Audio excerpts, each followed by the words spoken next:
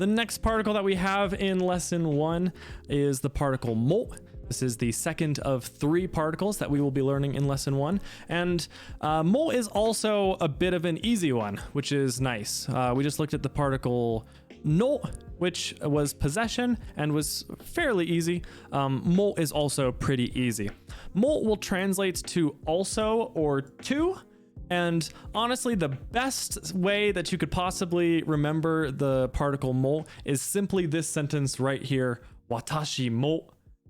Watashi mo means me too. And if you can remember that watashi mo means me too, then that's very, very useful because it's a very useful phrase that we use in both English and in Japanese, but also will be useful for remembering mo and what it means. So one slightly difficult thing about the particle mo is that the particle mo actually replaces a different particle.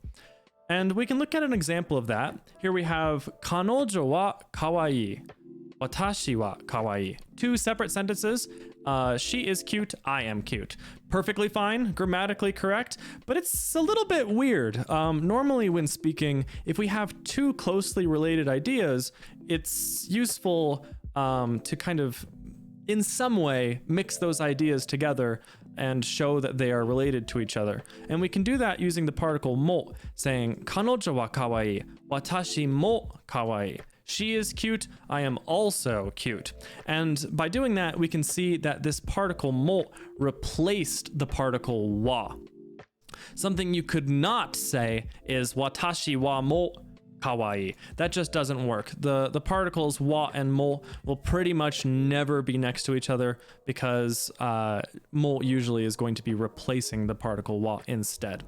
It's also good to know that mo cannot be used to link adjectives.